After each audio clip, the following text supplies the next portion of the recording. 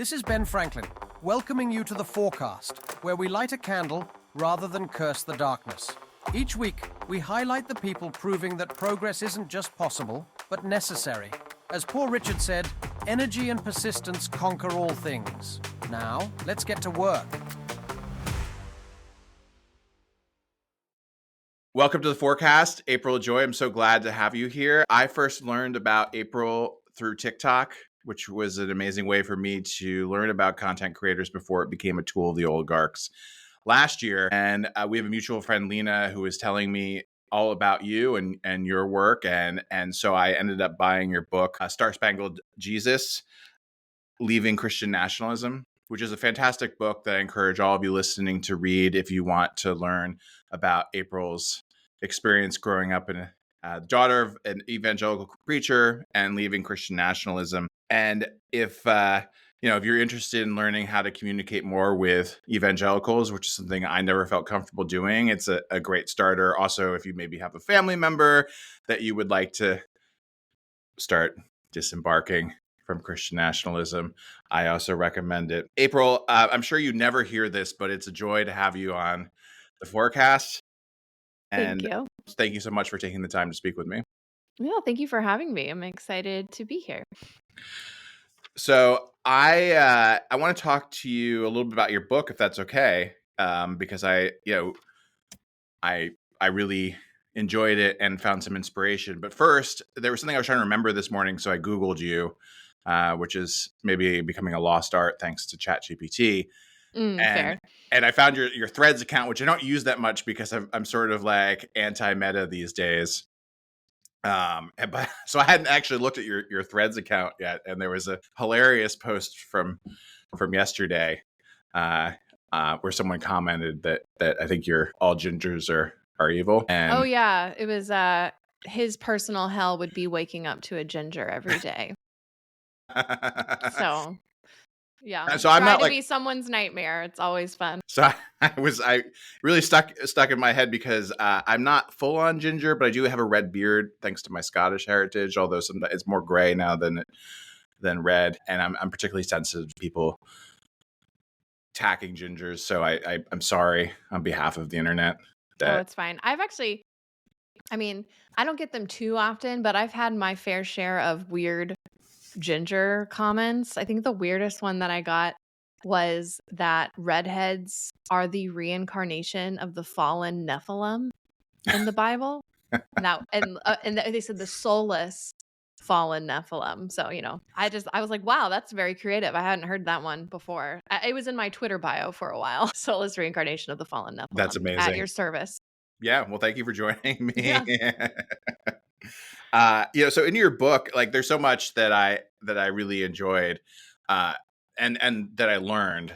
So I could spend the entire time, but I actually want to talk a little bit more about the current political environment, and so obviously we'll come back to it too. But the thing that really fascinated me was learning about mosh pits that you had at Christian music concerts. Can you explain a little bit more to me and our listeners, like how that came to be and how frequent do Christian evangelicals partake in mosh pits? I don't know if it was just like a particular time, but in evangelicalism there is this, especially in just Christianity in general, especially the more nationalistic brand, is this desire to provide everything, anything that you can get from a secular world. Hey, we've got a Christian version for you.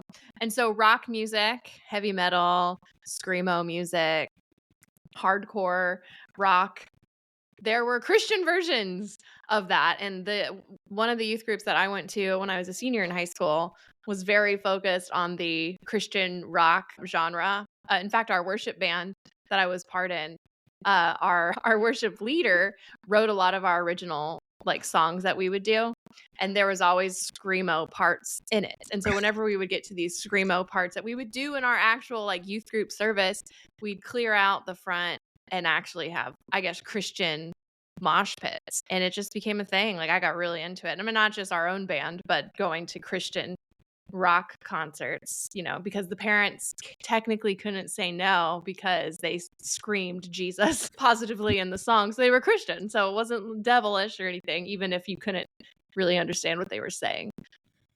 Well, I listened to your book as an audiobook, and I really appreciated you demonstrating I some of know the lyrics. when I was recording it, there's like a producer in my head, and I was like, should I actually like try it? She's like, yeah. I was like, okay. So yeah, screamo in an Do you audiobook. mind? Is it too much to ask for you to give us a little taste of that here? Oh man, I'm I gonna know you're not. peek my I know you're not microphone prepared, so we can come probably. back to it if you want. Well, I would just practice because I was a vocalist, so I would sing, but I really wanted a chance to do the screamo part too. Like women can do everything, of course. So I would like practice in the mirror, like Jesus, try to do it on key. But yeah.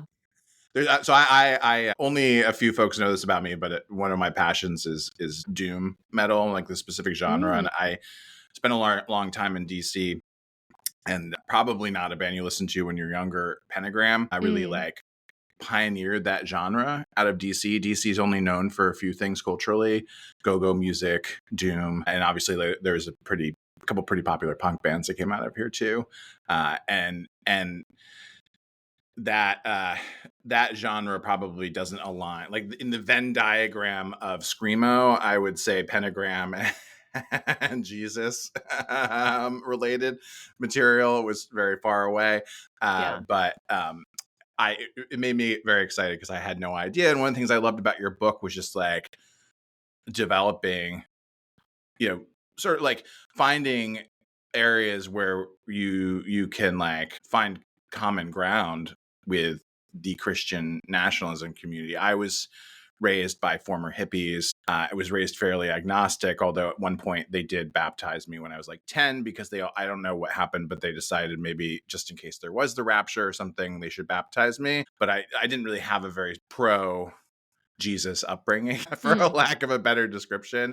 And I'm curious, like, as you and your journey, which as you mentioned in your book was not easy, so I don't want to make it sound like that. As you've come to like sort of bridge cultures from Christian nationalism to where you're at now, were there things that you saw in common with other people who were not evangelical when you were younger? Yeah, I mean, I think it's hard because you weren't ever really around people that weren't in my circles already. And if I was, like in public school or whatever, I viewed people who weren't Christians as potential believers, like people that I needed to try to convert and save. So there was, even though I may be around people that weren't in those circles, I didn't have a curiosity to know where they were coming from because we were taught, like, we have absolute truth.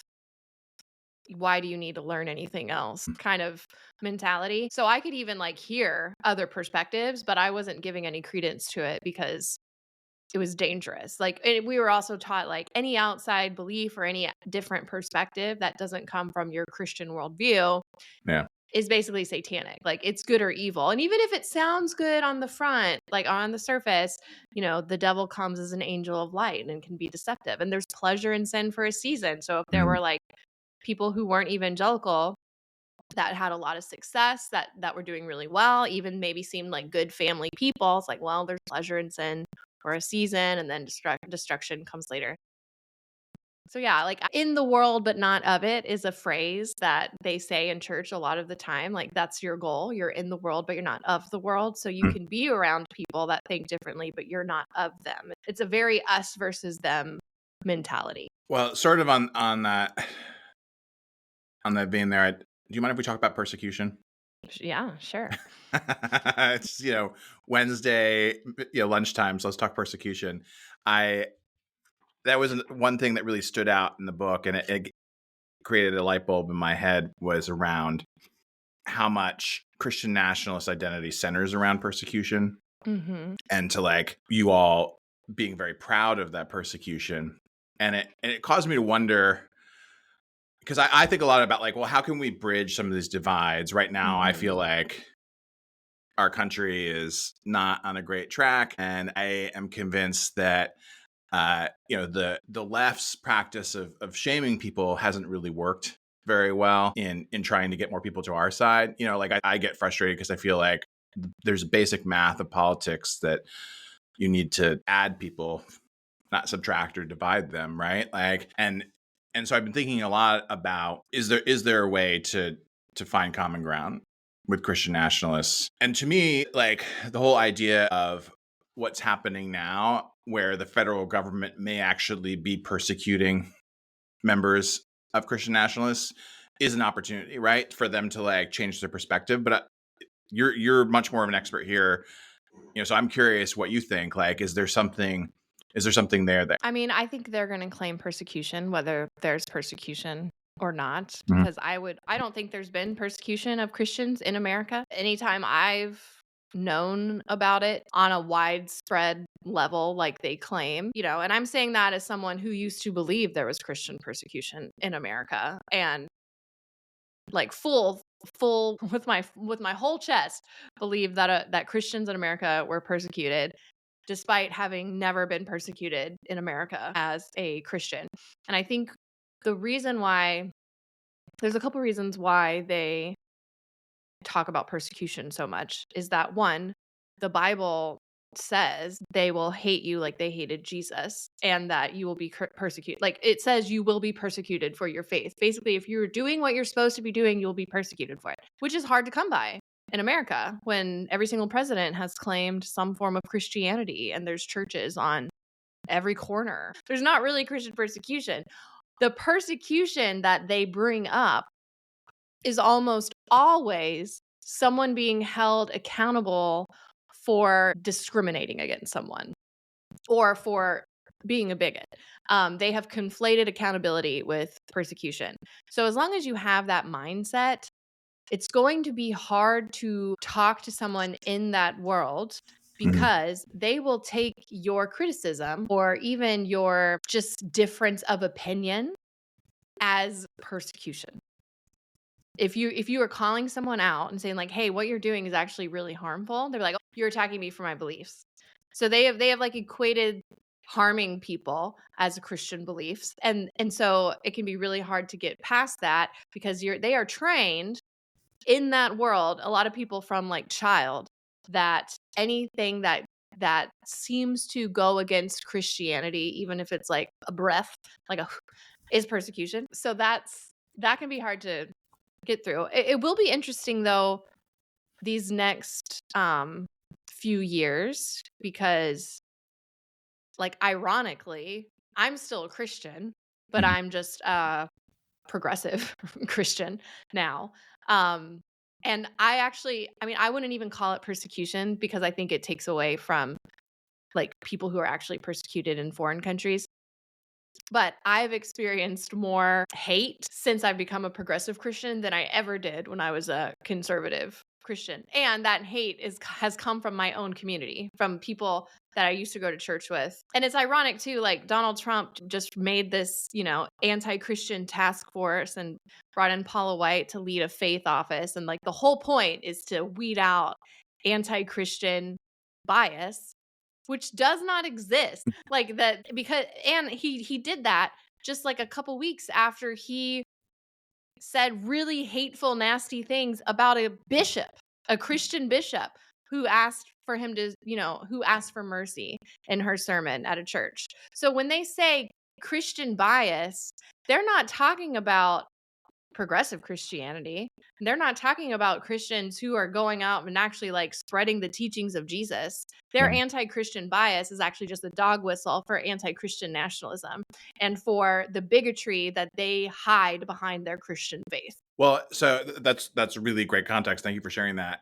I'm curious, if I had $1 million, I was like, April, I want to start an organization with you to try to prevent Handmaid's Tale from happening, right? Like, to me, please tell me I'm wrong, but like, to me, my biggest fear with like the growth of power in the Christian nationalism community is that they want a world that I don't want, where it's like you have to adhere to the gender roles that they control. It's all about like erasing any bad deeds of the past, not learning from history, and just giving power to like some guys that they decide should be like the father figures that rule this country, and women and other people who don't adhere to their belief system are, diminished, harmed, even killed, right? Like, just to me, the path that we're on is extremely, extremely dangerous. So logically, I'm like, well, we have to convince some of them this is not the right path. And to me, as someone who is more agnostic, but very much a humanist and a big believer in the both golden rules, really, but like the main golden rule, I'm like, you're harming other people. This isn't what Jesus would want, but I recognize that doesn't actually get through. I'm hoping that you can give me some hope here. If we had some funds, how would we change some minds here? Yeah. So the hard part is getting information in front of them, because so many of them have been trained, and it's like a default to only trust specific sources. And right now in Christian nationalism, that's Trump. Really just Trump, because I mean, they listen to Fox News and OAN and all that stuff too. But if Trump says something that goes against that, they listen to Trump. But I do think in these next few years, a lot of what Trump's doing right now is going to negatively harm everybody unless you're super, super, super rich, which means a lot of Trump supporters are going to have to reconcile what they've been taught is happening versus their reality.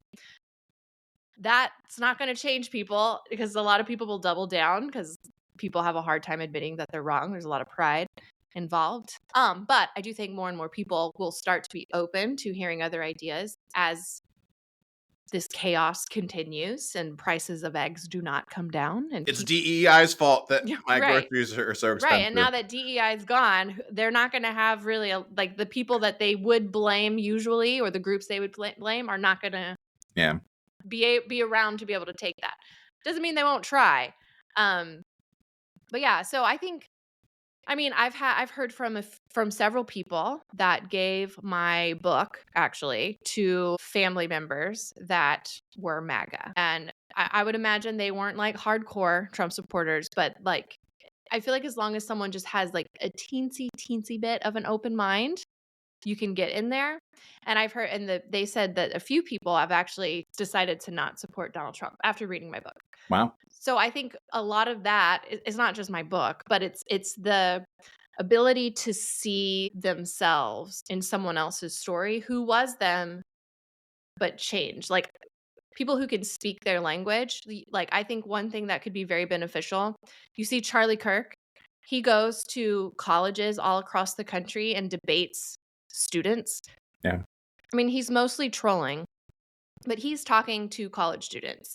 Joe Rogan really tapped into young males this last election. And I think if we did something like that, but instead of going to public colleges, secular colleges like Charlie Kirk's doing, sending Christians, progressive Christians, to Christian colleges and do the same thing Charlie Kirk does, but with Christians there. And because I think most people who perpetuate Christian nationalism are only doing so because they actually believe, or they have convinced themselves that it's the right thing, that it's what God wants them to do, that it's true Christianity. And so there's a lot of cognitive dissonance that they're constantly having to like white knuckle. And if you can pull that thread just a little bit, it unravels really quickly. And so like getting in front of people who are genuinely trying to, like, who think they're good people, who think they're doing good and that they're following God, and you show them like, Jesus, do you really think Jesus would be saying to deport all these immigrants? Like, some of them are here legally and we're just shipping them off. We're separating families when Jesus said to welcome the foreigner. And, do you think Jesus would be cool with the way Trump's treating, like, demonizing entire like all Democrats as evil when Jesus said to love your enemy? Like, there's little things you could say, because I think a lot of people in this world, and I'm not talking about the people at the top who are benefiting from these systems and making money off of these people, but your average churchgoer, good old boy who really just thinks they're doing the right thing, they want to be a good person. And if you can show them how the policies that they have supported, how the rhetoric that they've said is actually harming people, and they can recognize that, I think the good in them will make them change. if they have integrity. And a lot of them do. They've just been very, very indoctrinated and misguided. And I'm not one that thinks like I don't believe most MAGA people are evil. I think they're capable of doing evil things. And obviously they have elevated a man who is just wrecking our constitution right now. But I don't think they're evil people. I think they're very, very misguided, and I think a lot of them have good intentions, but good intentions do not negate impact. And that impact is still harming a lot of people. And I think once we can, we appeal to people's goodness and they can change. Now, I know that's not going to be the case for a lot of people because I think there are a lot of really cruel people in that movement, and they're using Trump's policies as a shield to be cruel. Yeah. But I'm just talking about most people who are like in it because of their Christian beliefs, who just genuinely believe that they're doing good. I really do believe we're going to see a lot of them changing their minds in the next few years. I agree. I hope we're both right there. It's going to be a tough road. I wonder if we started a Christian rock band. We can't call it Creed because that name was taken. But like but you actually some really great band names like Jesus Fetus in your book. If we created a Christian rock band all about the rapture, right? Like we do like the classic bait and switch. So we have content they want, and then we slowly transition the songs into something that maybe gets them to question. Do you think that could work? I mean, like you went on a like multiple year, very painful journey, and the thing I'm concerned about is like it's a really hard road. And how do we, before it's too late, get a lot more people, right, to shift culturally and to shift from like what their upbringing is. Yeah. I mean, media, we've got to get in front of them. The hard part is getting them to consume the media that they need. I mean, we're living in an age where all the world's information is at our fingertips. Like we can Google anything. Yeah. But people just don't, like there's the phrase is ignorance is bliss for a reason. And I think I think people are dodging facts as much as they can because it's easier to keep your narrative going if you just avoid anything that goes against it. I mean, maybe a rock band would work. I don't know. I feel like a lot of the people, like especially older generation, would be like, that's devil music. Or, getting a movie on PureFlix that has like a very welcome the immigrant message. But I mean, sadly, as it's going to take people that they know, probably more likely, which is why I think it's so important for those who have family who are MAGA. Like I understand people who cut family members off for their own mental health, for their own reasons. Like there are people who are toxic that you do not have to live with or be around. Like I'm not advocating for that. But for people who feel safe enough to confront their family members, I've found that is the best way. And not confronting in a way of like, you're wrong, you're stupid, da da da. Like, because they'll know, like they're taught to just go into defense mode if you come across at them like you're smarter or you're talking down or whatever. The best way I found is to ask them questions. Get them to explain their position, because almost every time they start fumbling their words, and honestly they'll just repeat some talking points, they might double down, but in the back of their head, and I know this from experience, they realize that what they're saying doesn't make sense. Even like with Trump. I mean, Trump is saying, obviously you can bring in Jesus to it. Like, well, how do you reconcile Jesus teaching this while you're saying the opposite? That'll get them going too. But Donald Trump, he says opposite things all the time and lies about stuff and, just say like, well, Trump said that he was going to lower your taxes, but why is his current tax plan going to raise money for everybody unless you make like several $100,000 a year? Like, do you think he's like, how does that help you?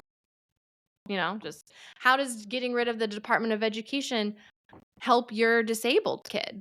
Like there are Republicans that have disabled kids that are going to be very negatively impacted by what he's doing. And I think just asking those questions, like, well, how is he helping the American people by this policy or by this policy? How does that benefit you? Yeah. And just get them to explain it. And you don't even have to make a comment.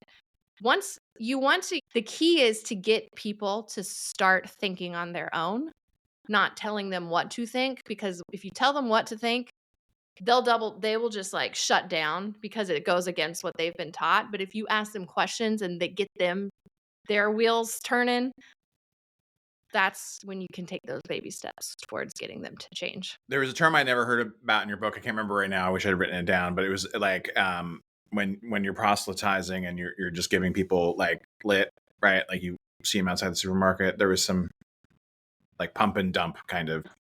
Oh, what is it? It wasn't pump and dump. I know what you're No, saying. it's not pump and dump. That's something Called very different. witnessing, like sand and not scram. Like you hand them a track, Hand and scram. Yeah. Yeah. I love that. And it reminded me, yeah, I've been working in politics for a long time and I got into it perhaps foolishly because I wanted to help people.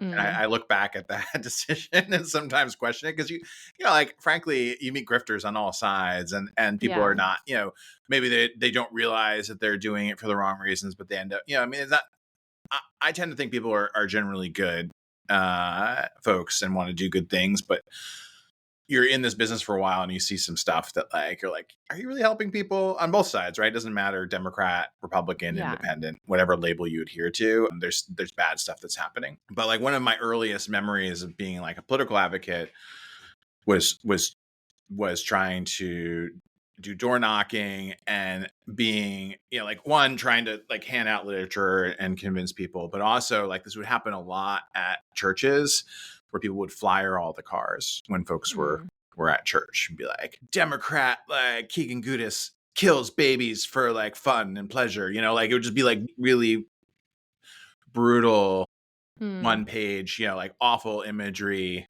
And you get into this, your book a little bit like, you know, Christians don't like too much violence unless it has to do with like displaying what happens to fetuses, right? And it was always really frustrating for me because I'm like, man, these people are like, some of these people are going to read this and think that like the worst, like this person is going to help them and they're not, like, and they're getting like dissuaded by just like this paper flyer that's been littered on their car.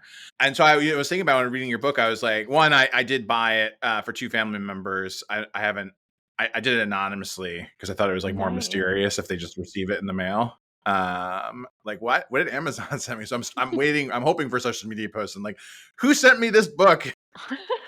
Thank you. You changed. You know, I'll report back to you. Hopefully. But you know, like I almost want to like break down some bits of it and go to like churches around here and put it on their cars to see if it'll like lead some folks to thinking about it. I mean, like, are you, because you use social media as your primary platform to get your message out, do you find like any issues with getting your message in front of folks? Do you ever feel like you're shadow banned at all because of what you're talking about? Yeah, if I use certain words, mainly on TikTok, I've noticed it'll flag it. But I don't know. I keep hearing about people being shadow banned. There's no evidence for it. Anytime I've sent in a request, I just, you know, you don't hear anything. But I think it's more, honestly, on Meta, I've noticed, I feel like my content gets pushed more to conservatives. Like, because I think they value rage bait. Not that my stuff's rage bait, but because I do a lot of satire videos that pokes fun and pokes at hypocrisy on the right. So obviously it gets people mad. And I feel like Instagram more so lately has been pushing it towards people who would respond in hateful ways versus people that would like it more. And I've noticed too, like a lot of my algorithm, especially on Twitter or X, whatever, I don't even follow right-wing people, but I see their stuff more than anything. So I don't know if it's just like they're wanting to push, like to build up this just clash of ideas. But I mean, I don't know. I think I haven't noticed personally for me that my content isn't getting out there too much. Do you think the rage bait can help get them to think too, or it's just they just want to be mad online, right? Like everybody likes to be mad online. It's not going to change. It's not going to call into question. I do think they just want to be mad. I think that's a piece of it. But I think when people get triggered, they're getting triggered because you hit a nerve in some way. And I found too, like, because I do post serious videos every once in a while where I'm just like, here's some knowledge, or here's like facts or whatever. But I try to keep it more on the humorous side. So I do a lot of satire. And I do think that comedy can disarm people a little bit more where the message might get through. Because if I'm doing a satire piece in Middle Earth, and I'm saying, if MAGA was in Middle Earth, here's what they, would be saying. I love those videos. Right. Then it's like, I feel like it just can get through in a way because they can somewhat separate themselves because they're not in Middle Earth. So I don't know. Who knows how much? I mean, I do hear from people that says like they started thinking and they've changed their minds since watching my content. But I really don't think, I just don't think online is going to be the place where most minds are going to be changed. No, I agree, and I've thought about this a lot. I actually think that the left is too online. We've put we just sort of swung the other way, and we forgot how to talk to people in real life. Like whether it's Christian nationalism, evangelicals who aren't Christian nationalists, which I'm sure is like a genre that exists where you're evangelical but you're not a Christian nationalist. At least I have friends. It does exist. I think it's hard to be that, but yes, they exist. And I mean, like going to church is like such a great opportunity for community building, right? And there's all these things that happen, regardless of your religion, that is sort of built in way of building community offline. And a lot of progressives are not that good at that anymore. I mean, I think it's changing. I think the pendulum's swinging the other way. But I love your idea, to go back to what you mentioned before, of going to Christian universities and challenging people there. I'm curious, like, to do something like that, like how much of your time could you dedicate? Like, I mean, because you're only one person. Until we can clone you, like, are there other people you think that you could recruit so we would have like a whole college tour, or are you going to like go on the road 6 months of the year? I mean, I don't have the funding for this. Well, I'm hoping that we'll try to find a way to raise money for it to be very transparent. I don't know if you're familiar with Tim Whitaker. He founded the New Evangelicals.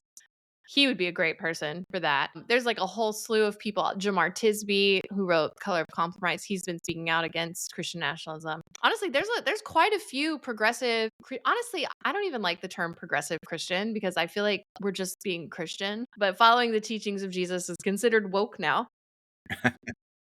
But yeah, Jamar Tisby, Kristen Dumais, who wrote Jesus and John Wayne, Catherine Stewart. I mean, if we could make like a whole little Avengers army of people who are still Christian, because I do think, unfortunately, though, and this is one thing that I do think Democrats have not done the best job at, and I totally understand why, but they have not really talked about Christianity on their platforms. They talk about faith kind of generically, and they'll mention other religions, and they might mention Christianity. But if you looked at like the party platforms, Democrats basically just kind of mentioned religion generically. Republicans only mentioned Christianity.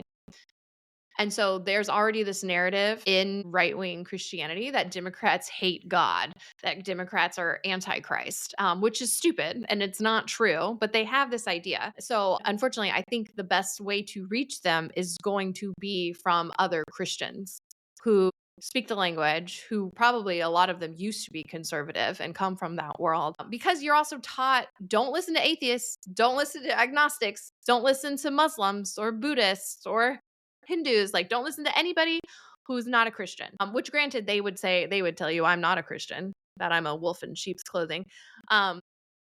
I always gonna be like, actually, the Bible says you're not supposed to judge someone's heart and their salvation. So like they're literally committing a sin when they tell me that I'm not a Christian. So I can just like throw that back in their face. You're a ginger wolf. Right. Yeah, I've got that going against me too.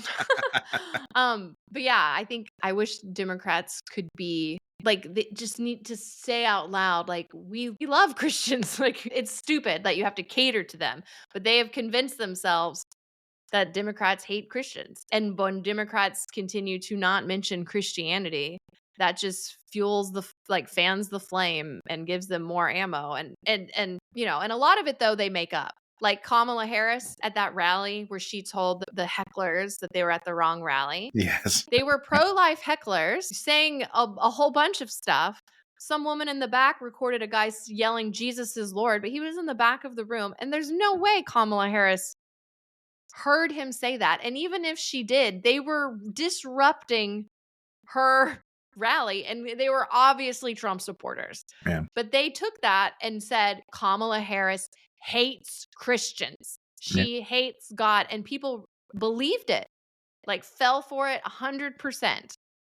So I mean, I think it's stupid that Democrats have to cater to them and like hold their hand, and be like, no, we do like you, but I just think that's the reality for a lot of people. Yeah, I totally agree. I mean, I can only speak for myself here. Just faith is really important to me. Understanding like religion and culture around that is really important to me. It's never been something that really drives me. I feel like I can be a good person without going to church every day or talking about Christianity a lot or other religions a lot.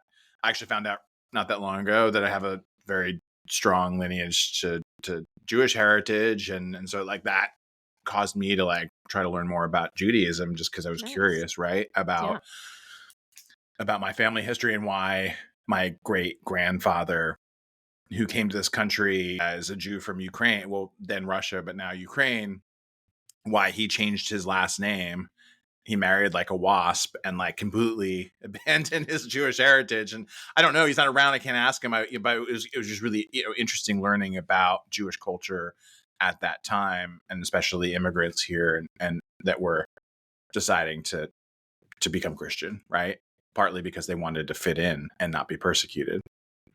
But I agree with you. I mean, there's like always, it doesn't pop up as much anymore, but especially with like Catholic Democrats, certainly there are periods like Nancy Pelosi, gets talked about a lot.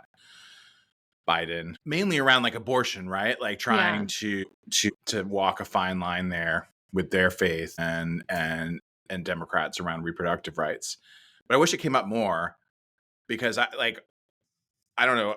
I feel like if I was an alien that came to this planet and read the Bible and looked at like what Democratic policies were and Republican policies, I'd be like, Democrats are the party of Jesus, maybe a couple of things there that you wouldn't be like, well, maybe not that one, but like everything else, like clearly like the party of Jesus. Why are these people think this Trump guy is like like better than Jesus all of a sudden, right? I don't, I guess what I'm just meandering around right now. So I appreciate you letting me take the stroll in my own mind, but like, why is it that like Christian nationalists don't see Trump as like a golden calf, right? Like that's something that's like very, very clear to me. Or take it even further, like as the Antichrist. Like isn't there something that happens like with folks where they're like, hey, maybe we shouldn't be worshiping this guy so much? You would think. I mean, honestly, I asked myself this question too, because to me it's so obvious that he's not a Christian, and much less a hero of the faith. But indoctrination dies hard, and obviously I've been removed from evangelicalism for years now, so it's easier for me to see. It's easy for outsiders to see it when you're not inside. But I will say that looking back in hindsight, I can tell that what evangelicals value more than anything is shared beliefs, a shared ideology, more than what people actually do. Yeah. So, it's why so many pastors that committed adultery or abused kids, how a lot of them historically, it's changed more recently, but historically a lot of it got swept under the rug. Pastors were restored or just moved because of shared ideology. And same thing with like getting divorced or just having affairs, which Trump and probably everyone in his cabinet has probably done. But it's okay. They can excuse so many different types of behaviors as long as the ideology is there and that person can give them power. And that's been probably one of the more disappointing things, is that I genuinely believed that we were about just following Jesus and loving people and doing good, like loving our neighbor, helping our communities, doing that regardless of what power that gave us. Like power should have never been a goal in Christianity. Like Jesus never sought power. He did the opposite of that in the Gospels. And then when I realized how much of my beliefs were actually centered around gaining us Christians power, I was like, oh gosh, we're not actually following the teachings of Jesus at all. What is this? But that does explain how they can elevate someone like Donald Trump, because he became their bulldog. He has, emboldened the worst parts of white Christians. And I do think there's a lot of rage in evangelicalism because the theology itself is oppressive. When you're taught that your thoughts, just thinking a thought, is the same thing as committing that act, which is what I was taught. When you're taught, like there's so much sexual repression and like purity culture and all of this stuff that I do think it builds up this rage and this anger, and you are not happy because you're white knuckling your faith. You're holding everything down. There's so much of the faith that actually doesn't make sense too. But when you add in just like really heavy beliefs, like everyone around you who isn't a Christian is going to hell. It's going to burn alive forever. Gay people, if you have a gay son, they're going to hell. Yeah. Like that's a lot of trauma to hold. Obviously they don't view it as trauma because it's what they believe. And I'm not excusing it. I'm just saying like that belief system in and of itself, when you believe that God would just punish you, not for doing the wrong thing, although they believe that too, but they believe in grace. Again, cognitive dissonance. But that God would punish you if you just happen to believe the wrong things. Like, but then you also have to convince yourself that God is good. Like God is good, but God does these. It's just an exhausting belief system. Yes. I'm already like exhausted thinking about it. Right. But you're always told, like, if you have doubts or if you have problems with the belief system, it's a you problem. Yeah. It's because you have too much sin or you've let the devil into your life. And then you're like having to figure out, oh no, when did I let the devil into my life? Is it because I watched this show? Is it because I read that book? Is it because of this friend? Like, it's just the mental gymnastics for people who are actually like doing it right. Like if you're doing everything that you're supposed to be doing in that belief system, it is absolutely exhausting. So I remembered when I was wondering before about Democrats, and we came back to go after Trump. And so I remembered while you're answering what I wanted to actually ask you about Democrats. Because I agree with you. And I think it's like really, really, I'm going to put myself in the shoes of like a Democratic speechwriter.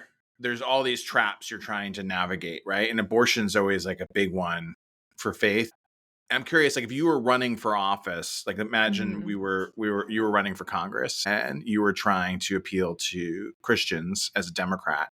Mm-hmm. How would you talk about abortion? I would be honest and I would say, I don't like abortion.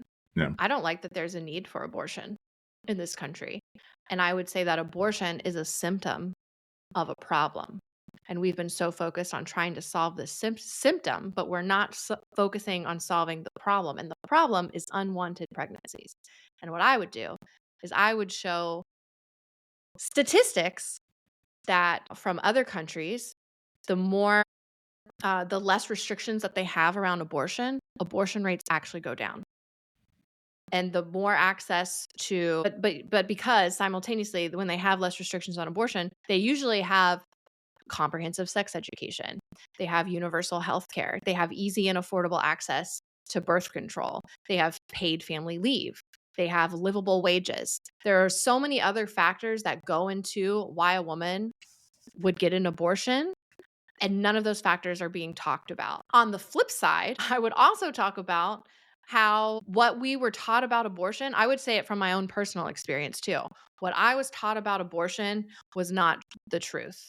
I was taught a sensationalized view that it was always murder, that women were choosing in the 9th month of pregnancy to kill their baby, and that does not happen.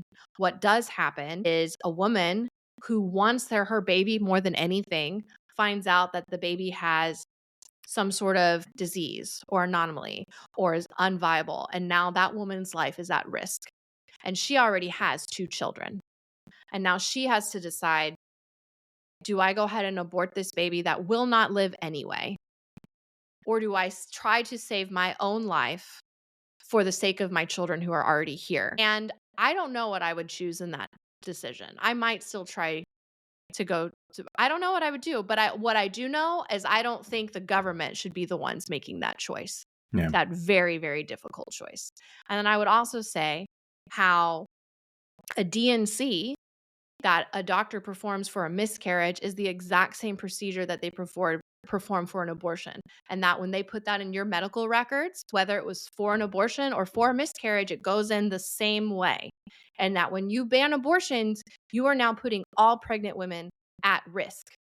And I would just appeal to their empathy. And I do think that is a big problem, is a lot of people have been taught to completely shut down their empathy. And not to mention, like, there are Christians right now calling empathy a sin. There's that book by Allie Beth Stuckey called Toxic Empathy, where they are literally like, you only have to say empathy is a sin if you know deep down you're not a good person. Like, if you have to justify being like, I think anyway, they call it toxic to justify their own bullying behavior. But anyway, that's what I would do. And I've tried doing that on my own platforms before too, and in like conversations that I've had with people who could not vote for a Democrat because of the abortion issue. Mm-hmm. Like, I had to learn all of that on my own, because I definitely wasn't going to learn that from Fox News. I was only ever taught 9th month murder. Like, that was all I knew about abortion, and some like decapitation. There's just so much about it I did not know. I was taught a very, very, very small percentage of what an abortion is, when that's hardly the tip of the iceberg of what it actually is. And then if I had to go biblically, you just say the Bible doesn't mention abortion at all. The only time it might reference it is in Jewish law in Exodus, Mm-hmm.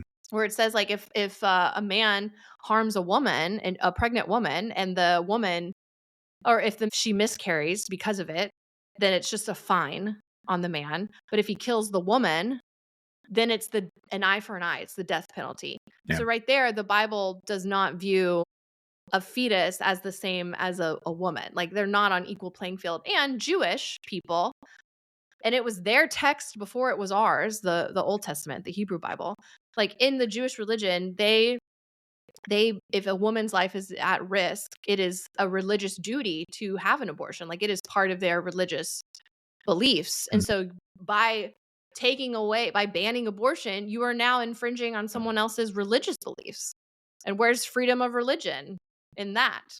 There's so many angles to go by. And because this is something that I've literally had to work through myself, is like, the only reason I didn't vote for Hillary in 2016, and I did not vote for Trump either, but I couldn't vote for Hillary because of abortion. And so I was like, well, I know I don't want Trump to be elected in 2020, so I need to figure out what's actually going on with the abortion issue. What did you think of Bernie? Did you like? I actually liked Bernie. Abortion would have been the one thing, but honestly, this is so weird to think about, but he just seemed so genuine about his policies and his beliefs that if he had been the candidate and not Trump, I actually would have voted for Bernie. There's just there was too much baggage with Hillary. I had heard too much Fox News propaganda about how terrible she was, so I couldn't do it. But hindsight, I would have voted for Hillary. Yeah, Bernie. Yeah, I worked with him very closely. I don't think Bernie would have been a good president. Much better than Trump, his first term or second term. But it would have been sort of, because Bernie always really wanted to get in everybody's business, very much a micromanager. So he literally would have called in the undersecretary in labor to chew him out about something he was unhappy with, and to me, as an executive, that's not a great way of running things, but still much better than Trump by far. But I was curious when I was reading your book about that. And I want to be mindful of a hard stop here. So I could talk about this for a very long time, but I think about this a lot too, especially around abortion and Democrats. Me personally, I'm someone who does not believe in life beginning at conception. And I know that makes me a heathen in the eyes of many Christians. But that's just my personal belief. I don't think life begins until birth. But and that's how I've wrestled with it. And I understand why it's really hard for people to navigate that issue, especially if you're like, this is murder, and who wants to support killing babies? Maybe there's a couple awful people who are in favor of it, but no one really wants to kill babies ever, right? Even if you're getting an abortion, I don't feel like you ever are like, what I really wanted to do today was murder some babies, right? That's not something that comes to anybody's head. Right. It's a really awful experience. I'm saying through stories of friends, not obviously my own personal experience. But there is one aspect of Christian nationalism I don't think that they can wrestle with, which is that I do believe women are actually goddesses, right? Ultimately, my own personal belief is that women are the ones who, with some help of men, like create lives, right? Like you carry this human being to term and create life, right? And that's not something that like I feel like Christian men really appreciate. And so, like we're almost out of time. So I'm curious, like, as we wrap up this show, if you could say anything to like a Christian man to like recognize the value of women in society, would it be around that or would it be around something else? Well, I think a lot of men, Christian nationalist men, especially, like I think they do value women when it comes to reproduction and giving birth, but I think that's where their value of women stops. Like they look at women more as breeders than other human beings on equal playing field. I mean, there are Christian nationalist men right now who have power and have influence on this Trump administration that want to repeal the 19th Amendment or go back to household voting where a woman doesn't have a vote. And Trump did some sort of executive order. Or is it a policy? I don't know. There's literally so many things that he's doing right now that it's hard to keep track of the news cycle. But it basically is a voter suppression sort of law where where your ID has to match the name on your birth certificate to be eligible to vote, which automatically puts married women who have changed their names at risk. Yeah. Like it's already discriminating against women. And DEI, this whole war against DEI, also like white women are a part of DEI too. And and they're screaming against it. Like, no, this has benefited you. It is wild when you see people voting against their own interests, but I do think it's because there's so much misinformation and disinformation that people don't realize the harm that they're doing. I mean, it doesn't take away the fact that they are causing immense harm.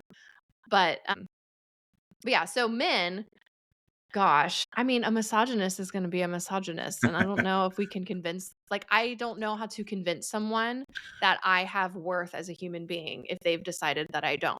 And that's a lot of labor on it's already degrading enough to be viewed at as less than, but then to try to convince someone that you're not is almost just as degrading. Like I don't know. I can't tell you how many times I have men come into my comments and quote Second Timothy to me that a woman needs to be silent. So there's a lot of misogyny in that belief system. Well, just like you doing a tour of college campuses, I would love to organize some men doing a tour to be like value of women tour, right? Like, I mean, we that's need a whole that. other. We sadly don't have time to get into that. Thank you so much for joining me on the forecast, April. I want to make sure if people are interested in funding this tour, which I hope happens, how can they get in contact with you? Oh gosh. I mean, I guess you can email me. I don't have any plans or anything. This is like pie in the sky idea, but I do think it could be beneficial. I hope. Yeah, you can email me aprilajoy@gmail.com and maybe we could put some good minds together and make something happen. Awesome. Well, thank you, April, and have a great rest of your day. Thank you. You too.